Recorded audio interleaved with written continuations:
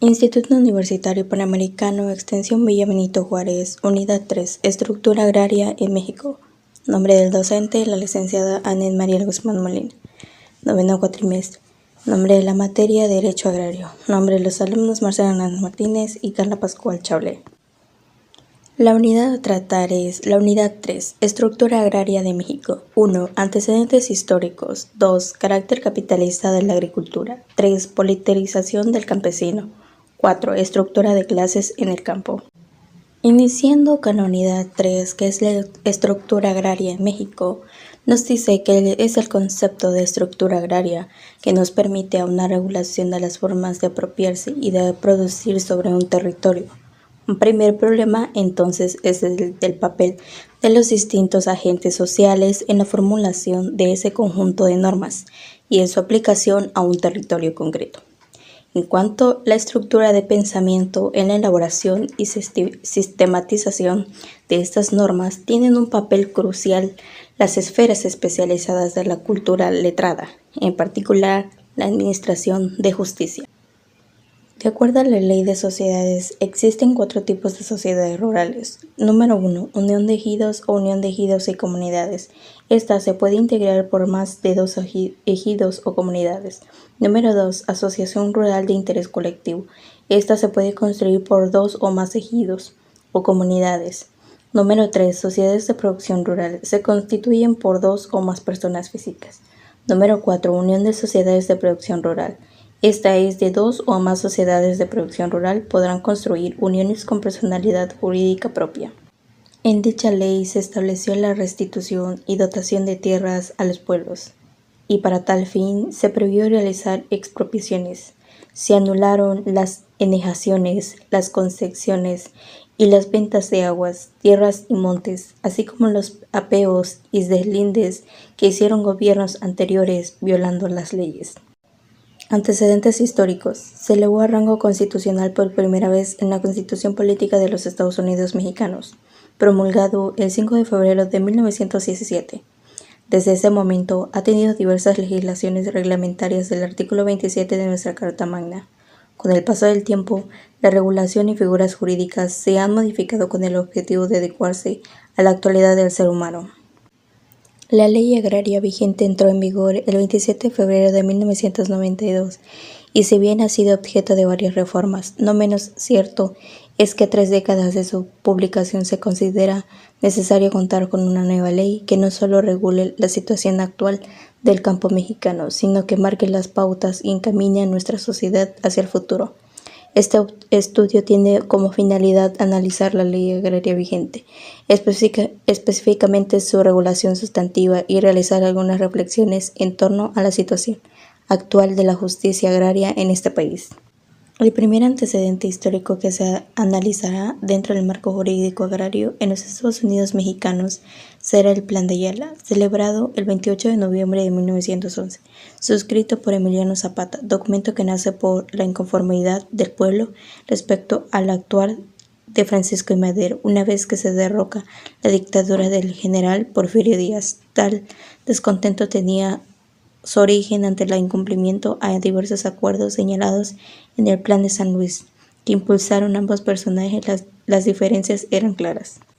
Madero, hombre preparado, creía y luchaba por la democracia. Emiliano Zapata, hombre inculto que había sufrido en carne propia el despojo de sus tierras, creía que la paz no podría lograrse hasta que no se solucionara el problema agrario en México. Se restituyeron y dotaron en tierras, y estos principios se consagraron en las tierras de México. Ley Agraria del 6 de enero de 1915. Fue redactada y promulgada durante el mandato del general Venustiano Carranza. Buscaba poner fin al problema agrario en México, señalando el despojo de las tierras como una de las causas que generaban mayor inconformidad de las poblaciones agrícolas, y que tales despojos se habían realizado por autoridades políticas actuando de forma contraria a las leyes, así como por acciones entre personal de la entonces Secretaría de Fomento y Hacienda, oficializando con ello la admisión de la existencia del problema agrario en la nación. Ya dentro del articulado contemplaba nulas ciertas enajenaciones y concesiones realizadas respecto de tierras, aguas y montes pertenecientes a los pueblos, rancherías, congregaciones o comunidades, establecida la posibilidad de nulificar divisiones o repartos hechos legítimamente, siempre y cuando lo solicitaran 2/3 partes de los vecinos o causahabientes. Otro antecedente histórico fue el Código Agrario de 1934. Fue expedido bajo el mandato de Abelardo L. Rodríguez. Fue el primer código agrario de los Estados Unidos mexicanos, tal como lo comenta Antonio de Ibarrola. Este ordenamiento reúne además materias y otras leyes, como la reglamentación sobre participación de tierras ejidales y constitución del patrimonio parcelario ejidal, la de nuevos centros de población agrícola y la de responsabilidades de funcionarios en materia agraria. Este código creó nuevas autoridades agrarias a las establecidas en la ley inmediata anterior. La Comisión Nacional Agraria fue reemplazada por el Departamento Agrario. La Comisión Local Agraria se convirtió en la Comisión Agraria Mixta y entraron en operaciones los comités ejecutivos agrarios en lugar de los comités particulares ejecutivos. Aunado de los anteriores, se consideraron como autoridades agrarias al titular del Ejecutivo Federal y a los comisionarios ejidales. Código Agrario de 1940. El código enumera las autoridades agrarias. También establece el procedimiento para la restitución de tierras y aguas a los núcleos de población, así como la dotación a los que carezcan de ellas. Establece quienes no contaban con capacidad para obtener dotación de tierras, bosques o aguas, y especifica qué propiedades se consideraban susceptibles de afectación.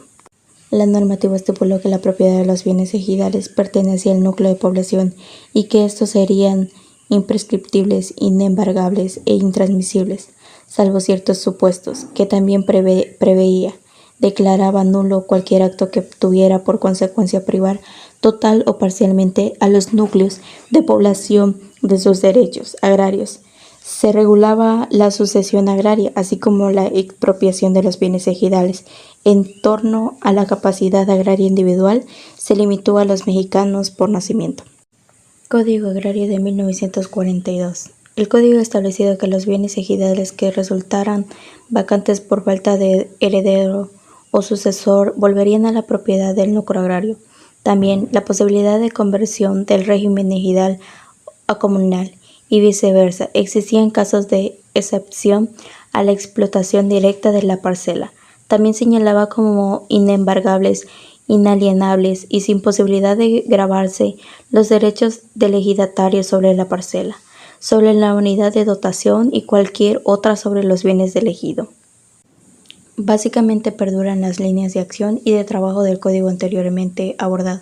Continúa siendo el presidente de la República la suprema autoridad agraria, pero a diferencia del código agrario anterior, aunque de manera muy limitada, permitía que en forma eventual se contratara mano de obra que ayudara al ejidatario en sus labores. Ley Federal de la Reforma Agraria. Dicho ordenamiento fue publicado el 16 de abril de 1971 y estuvo vigente hasta el 26 de febrero de 1992. Tenía como ejes rectores o temas prioritarios: autoridades agrarias, el ejido, organización económica del ejido, redistribución de la propiedad agraria y responsabilidades. Carácter capitalista de la agricultura. La forma más desarrollada de este tipo de relaciones presupone al propietario privado que da de su tierra en arriendo y recibe la renta del suelo, al arrendatario capitalista que utiliza la tierra arrendada como esfera especial en que invierte su capital y obtiene la ganancia media, el obrero asalariado, sujeto a la explotación del capitalista, arrendatario y del propietario de la tierra.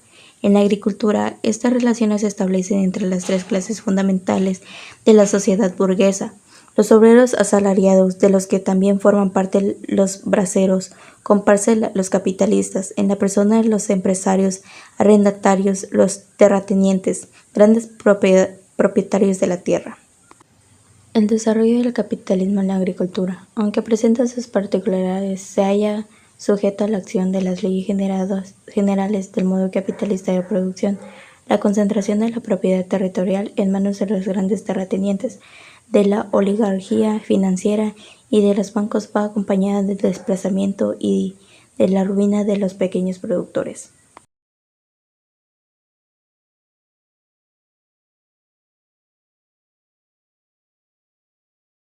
Proletarización del campesino. La proletarización del campesino en México se refiere al proceso mediante el cual los agricultores y campesinos pasan de ser propietarios independientes de tierras a convertirse en trabajadores asalariados, dependientes de la economía capitalista.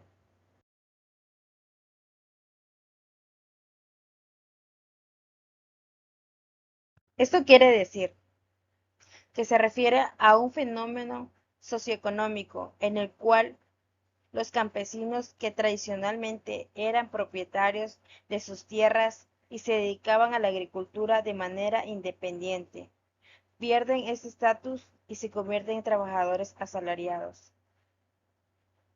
Esto implica que en el lugar de cultivar sus propias parcelas y depender de sus propias cosechas, los campesinos pasan a trabajar para otros, generalmente en condiciones que están determinadas por la economía capitalista.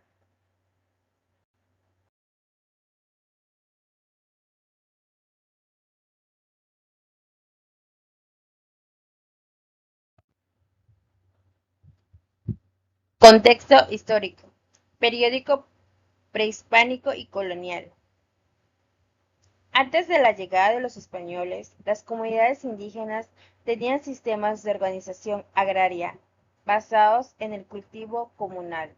Con la colonización se implementó un sistema de enmiendas y luego de haciendas, donde un pequeño número de propietarios controlaba grandes extensiones de tierra, mientras que la mayoría de los indígenas trabajaba como campesinos sin tierras.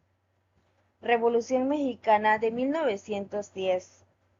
Uno de los factores que impulsaron la revolución fue la lucha por la tierra. La reforma agraria fue un eje central de este movimiento, intentando redistribuir sus tierras a los campesinos. Se crearon ejidos, tierras comunales que buscaban dar el acceso a la tierra a los campesinos. Las reformas agrarias en el siglo XX. A lo largo del siglo XX se llevaron a cabo varias reformas agrarias que buscaban mejorar la situación del campesinado, aunque los resultados no fueron diversos. La reforma agraria de 1934 a 1940 fue impulsada por Lázaro Cárdenas. Es una de las más destacadas. Sin embargo, los problemas estructurales no se resolvieron completamente.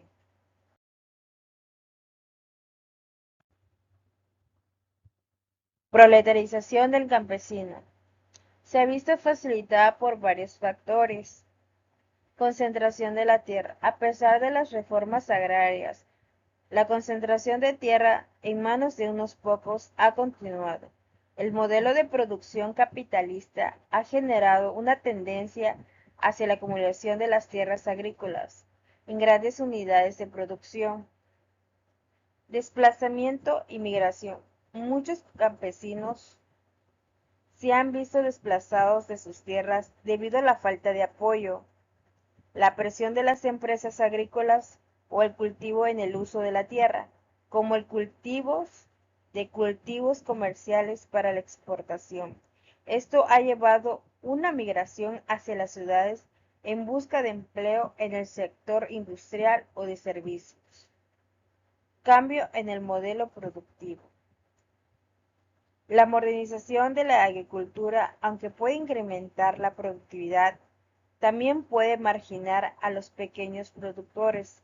La incorporación de tecnología avanzada, las prácticas de producción a una gran escala, muchas veces excluyen a los campesinos con menos recursos. Economía de mercado y dependencia. Aquí la integración de la agricultura en el mercado global ha generado que muchos campesinos dependan de salarios en lugar de cultivar sus propias tierras. Este cambio ha contribuido a su mayor vulnerabilidad económica. Política agrarias y apoyo inadecuado. Las políticas agrícolas en México no siempre han estado orientadas a fortalecer a los pequeños productores.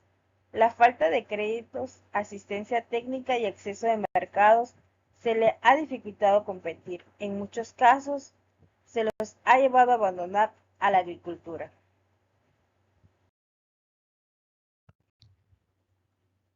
Estructura de clases en el campo.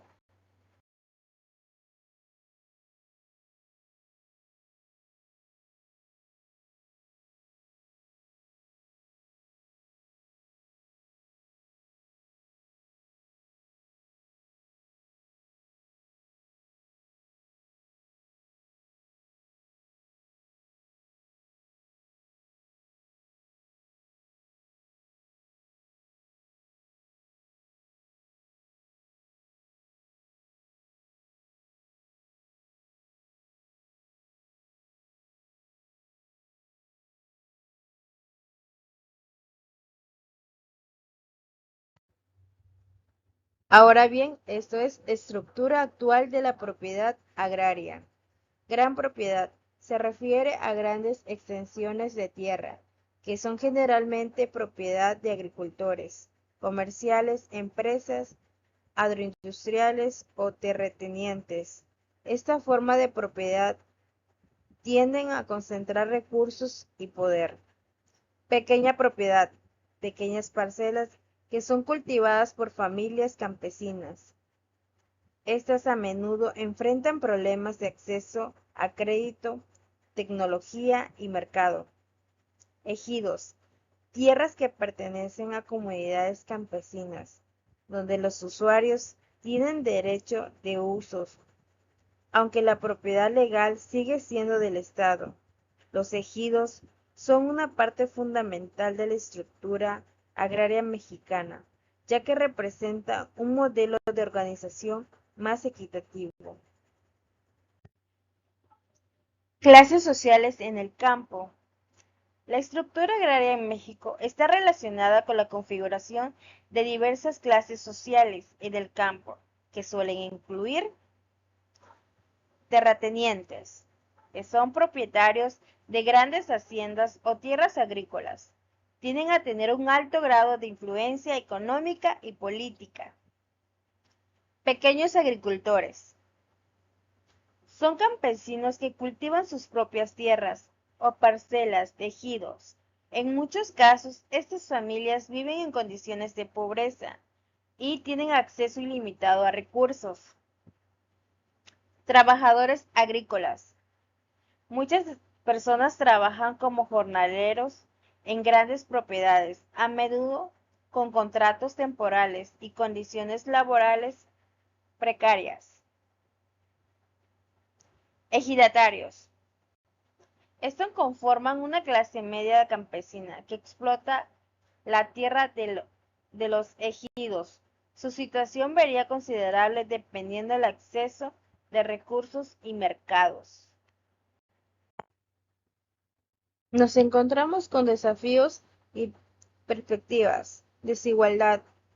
La concentración de la tierra en manos de unos pocos ha perturbado a la desigualdad y ha limitado el desarrollo rural. Migración. Muchos campesinos se ven obligados a migrar a las ciudades o a otros países en, en busca de mejores oportunidades económicas. Políticas públicas. Existen programas gubernamentales y organizaciones no gubernamentales que buscan apoyar a los campesinos y mejorar las condiciones de vida en el campo, pero su efectividad varía. Sostenibilidad.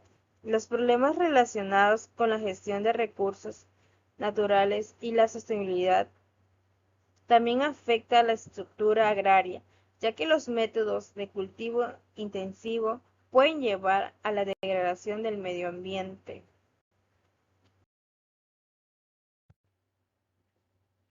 En conclusión, podemos decir que la estructura agraria en México ha evolucionado a través de una serie de cambios políticos, económicos y sociales.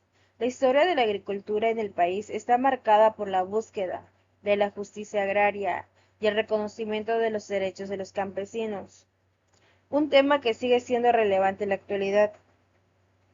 Las luchas por las tierras, y por la soberanía alimentaria continúan siendo claves en el desarrollo rural y la lucha por la equidad social en México.